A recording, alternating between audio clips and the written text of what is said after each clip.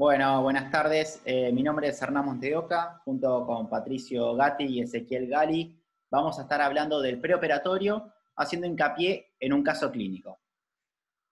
En el 2019 concurre a la cátedra una paciente de sexo femenino, de 65 años de edad.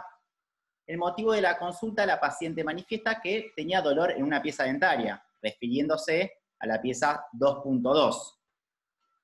Durante toda la anamnesis, la paciente relata que tuvo un reemplazo de la válvula mitral en el 2014, estando medicada actualmente con acenocumarol y amlodipina. En el transcurso de nuestra historia clínica, nosotros vamos a desarrollar los antecedentes hereditarios, antecedentes personales, y luego vamos a hacer un estado actual, ¿sí? Que es la descripción gráfica del paciente. ¿Qué es lo que vamos a ver? Desde que el paciente entra a la clínica, cómo es su andar, si viene acompañada, si está lúcida, si está ubicada en tiempo y espacio. Luego vamos a hacer un examen extraoral, tanto de cabeza y de cuello, si tiene fascias compuestas, si llegara a tener alguna asimetría. Y luego vamos a hacer la inspección oral, tanto de tejidos blandos como de tejidos duros. Vamos a ver la cantidad de piezas dentarias que la paciente presenta, la cantidad de restauraciones, si presenta caries, si presenta infecciones gingivales, ¿sí? Luego, después de hacer todo este examen, vamos a observar el estudio radiográfico y hacer un diagnóstico radiográfico. Es lo mismo, vamos a observar el tejido óseo, las piezas dentarias, las piezas ausentes, ¿sí? Y vamos a hacer hincapié en la pieza que la paciente presenta, o sea, que viene al motivo de la consulta, esta pieza 2.2. En mi estudio radiográfico vamos a observar una imagen radiopaca, ¿sí? En la porción coronal, ausencia de tratamiento de conducto, ausencia de imagen radiopaca sería, y a través de un diagnóstico clínico y radiográfico observamos que la paciente tenía dolor y tenía una fractura longitudinal de esa pieza, lo que generaba una urgencia odontológica. Siguiendo con los pasos.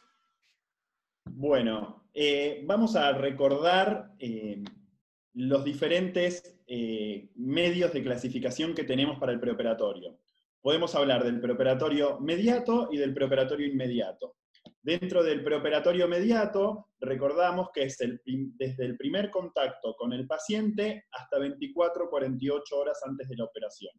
Y es este preoperatorio mediato en el cual ahora vamos a ahondar y vamos a desarrollar un poco. También otra forma de clasificarlo era en preoperatorio local y general. Vamos a hablar del preoperatorio general, en el cual vamos a hacer hincapié en el estado general de salud del paciente. Dentro de este preoperatorio mediato y general, es el momento en el cual vamos a realizar la historia clínica.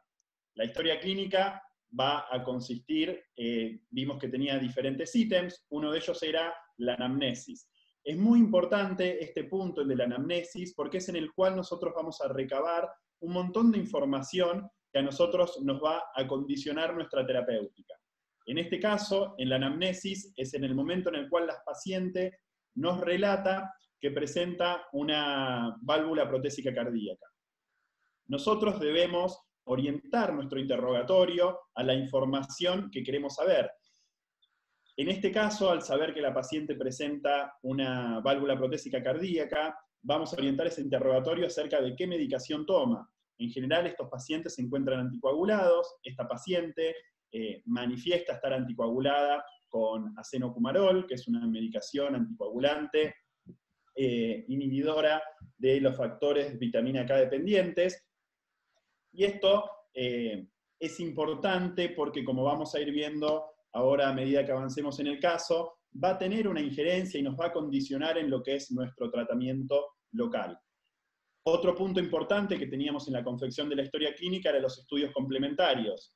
Dentro de estos estudios complementarios teníamos los exámenes de laboratorio y lo que va a ser importante en este caso es el screening de la coagulación. Nosotros, sabiendo que la paciente presenta esta válvula cardíaca y que esta prótesis valvular cardíaca y que está anticoagulada, vamos a necesitar saber cuál es el grado de anticoagulación de esta paciente. Vamos a realizar una interconsulta con su médico tratante, y a partir de esta interconsulta vamos a tener toda esta información. Esta información, lo que es realmente de relevancia, en este caso en particular, es el tiempo de protombina, a partir del cual nosotros vamos a poder saber el valor del RIN. El RIN es la razón internacional normatizada que nos va a hablar del nivel de anticoagulación de esta paciente. Lo que se realiza es una ecuación en la cual se compara el tiempo de protombina de esta paciente con el tiempo de protombina normal. Si este valor se encuentra cercano a 1, es decir, entre 0,8 y 1,2, es un paciente que no está anticoagulado, un paciente en normalidad. Cuanto más alto es este valor, más anticoagulado está este paciente. Este tema ustedes lo van a ver en profundidad cuando veamos el módulo de hemostasia. Ahí vamos a hablar de todos los valores normales dentro de un coagulograma, vamos a hablar del RIN, vamos a hablar de la medicación anticoagulante y todas las medidas que nosotros podemos llevar a cabo para poder prevenir una hemorragia en estos pacientes. Ahora lo que es importante recalcar es que toda esta información y todo lo que nosotros debemos saber en este periodo preoperatorio para poder llevar a cabo nuestra terapéutica, para nosotros poder prevenir o para nosotros poder disminuir la probabilidad de tener tanto complicaciones intraoperatorias como complicaciones posoperatorias. Cuanto nosotros mayor tiempo le dediquemos a realizar nuestro preoperatorio, vamos a estar mucho más seguros de lo que hacemos, tanto en la cirugía como en el posoperatorio de la misma. Una vez que nosotros tenemos esta información, que nosotros sabemos cuál es el nivel de anticoagulación de esta paciente, tenemos que tomar una decisión en cuanto al tratamiento que le vamos a ofrecer. Estas decisiones nosotros las basamos en la evidencia científica. ¿Qué es lo que dice la evidencia? ¿Qué es lo que dice la ciencia acerca de esto? Entonces, para eso recurrimos a una búsqueda bibliográfica. En este caso, tenemos un artículo que es una revisión sistemática que nos va a hablar acerca del tratamiento en pacientes anticoagulados que requieren de alguna cirugía oral. Lo que dice la bibliografía es que estos pacientes, que es aconsejable no suspender la medicación anticoagulante siempre y cuando este RIN que les hablamos esté entre un valor entre 2 y 4, y que es necesario el uso de hemostáticos locales. Nosotros, como les dije en la diapositiva anterior, en la clase de hemostasia también vamos a ver todas las diferentes alternativas que tenemos para el uso de hemostáticos locales, pero volvemos a remarcar la importancia de planificarlo en el periodo preoperatorio. Es en este momento en el cual nosotros vamos a hacer nuestra búsqueda bibliográfica, vamos a tomar, a partir de esa información que tenemos, vamos a tomar una decisión acerca de nuestra terapéutica, vamos a poder planificarlo y vamos a tener todos los elementos, todos los materiales que nosotros necesitamos para realizar esta cirugía. En este caso sería el uso de algún tipo de un hemostático local. Eso es la importancia que queremos remarcar de este preoperatorio. También, ahora vamos a abordar lo que es el preoperatorio inmediato, que recordemos que es el periodo que comienza 24 o 48 horas antes de la cirugía, y dentro del mismo existía la preparación medicamentosa. Esta paciente, al presentar esta válvula protésica, va a requerir de algún tipo de preparación medicamentosa, y ahora Ezequiel va a ahondar en el tema y nos va a contar un poco cómo seguimos con este caso. Efectivamente, retomando un poco lo que vimos en los teóricos acerca de preoperatorio, tenemos que recordar, esta paciente tiene un reemplazo valvular y como explicó Patricio, se tienen que tomar ciertas medidas en lo que respecta a la cirugía, pero si hablamos a nivel sistémico, tenemos que recordar que nosotros vamos a hacer una cirugía que es limpio contaminada, en la cual va a haber una gran carga microbiana que puede viajar por el torrente sanguíneo, y que en pacientes que tienen un reemplazo valvular existe el riesgo de desarrollar una endocarditis infecciosa. Esto sucede porque estos microorganismos pueden alojarse en zonas retentivas de este reemplazo valvular y producir efectivamente un aumento, una multiplicación de microorganismos y dar esta condición sistémica. Es así que sabemos que este paciente tiene la necesidad de hacerse una profilaxis antibiótica, es decir, una carga de antibióticos para que la carga microbiana al momento de la cirugía sea la menor posible. Individualizando un poco el tratamiento, este es un cuadro que también está en nuestro teórico de preoperatorio. Observamos que dentro de los candidatos para hacer una profilaxis antibiótica, en el primer punto está este que dice reemplazo de válvula cardíaca. Obviamente pacientes que tienen antecedentes de endocarditis o enfermedad cardíaca congénita también serán candidatos. Es así que también tenemos que saber qué pacientes son los que tienen estas condiciones pero que no necesitan profilaxis antibiótica, que también es un tema que hemos desarrollado en el teórico, pero para remarcar un poco más, cualquier procedimiento que no manipula la encía o en el que no hay perforación de la mucosa o de la región periapical de la pieza dentaria no necesita una profilaxis antibiótica. Entonces, sabemos que tenemos que hacer la profilaxis y sabemos que tenemos un paciente ambulatorio que viene a la consulta. Entonces, en estos pacientes vamos a hacer una profilaxis con amoxicilina, ya que ella no refiere ningún tipo de alergia. Se realizará con una carga, una dosis de 2 gramos y lo vamos a hacer 1 hora antes. Sabemos que en pacientes pediátricos hay una ecuación que es de 50 miligramos por kilo, y también pacientes que están en un ambiente sanatorial, la forma de administración será por vía intravenosa y será con otras medicaciones. Bueno, retomando el caso clínico, con todo lo que estuvimos viendo, que hicimos en el periodo preoperatorio, nosotros diagramamos nuestra estrategia quirúrgica para esta cirugía.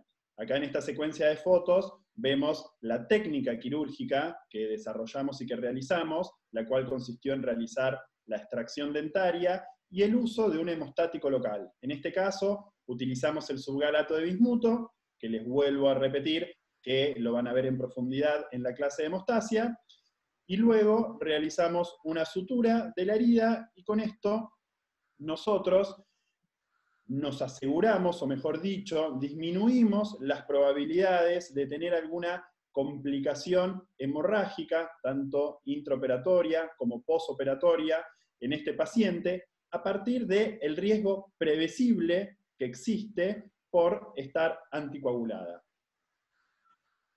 Entonces, con este tipo de pacientes, si los tenemos que atender en la época actual, época de COVID, ¿cómo sería el tratamiento? Bueno, muy bien, ese. Como bien dijiste, esta paciente llegó de manera espontánea, pero ¿qué pasa hoy en día a través de esta pandemia? Lo primero que tenemos que ver es que si la paciente solicita una atención odontológica, lo ideal es que sea a través de la vía del teléfono. Hacer una primera consulta y preguntarle a la paciente cuál es el motivo de la consulta. La paciente va a empezar a informarnos lo que le pasaba y puede resultar que sea una urgencia o otros factores dentro de la odontología. En el caso de que la paciente se presente en forma presencial, en forma espontánea, bueno, lo ideal es no hacerle ingresar a nuestro consultorio dental o a la sala de espera o a la clínica, sino bien afuera, a 2 metros de distancia, y hacerle de vuelta el motivo de la consulta. Cabe destacar que el motivo de la consulta siempre va a estar descrito en lo que es nuestra enfermedad actual.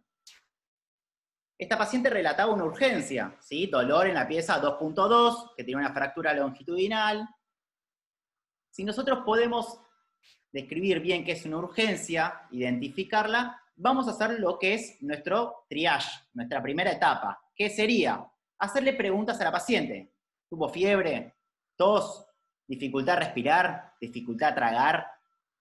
¿Estuvo de viaje en los últimos 14 días en zonas denominadas de riesgo? ¿Estuvo en contacto con personas que pueden ser sospechosas o que hayan tenido el test de COVID positivo? ¿Vive o ha estado en los últimos días, en los últimos 14 días, en zonas de transmisión local? Si consideramos que es algo sospechoso, bueno, recurrimos a los niveles sanitarios locales. Si consideramos que es un caso no sospechoso y tenemos que realizar la práctica, bueno, lo vamos a realizar bajo el equipamiento de protección personal. La Organización Mundial de la Salud habla muy bien de cuál sería nuestro equipamiento. Nosotros somos operadores y utilizamos muchos procedimientos generadores de aerosol, ya sea la turbina, la jeringa triple, los suctores. Siempre tenemos que hacer un buen lavado de las manos, utilizaciones de camisolín, utilización de barbijo N95, gafas protectoras, pantallas protectoras y utilización de guantes. Bueno, como conclusión de todo lo que estuvimos mostrando, queríamos hacer este video para poder mostrarles un poco cómo sería la atención de un paciente, no solo hacer el examen pertinente de la cavidad oral y el análisis cérvico-facial, sino ahondar un poco en los antecedentes sistémicos y de qué forma sistematizarse para tener todos los conocimientos pertinentes de la enfermedad que tiene el paciente, saber qué es lo que está sucediendo en ese momento, y de esa forma, entendiendo qué es lo que tiene el paciente, cuál es nuestra forma de actuar. Esperamos que les haya servido. A continuación vamos a mostrar cuál es la bibliografía que está disponible en el campus virtual, como también distintas redes por las cuales se pueden comunicar con nosotros.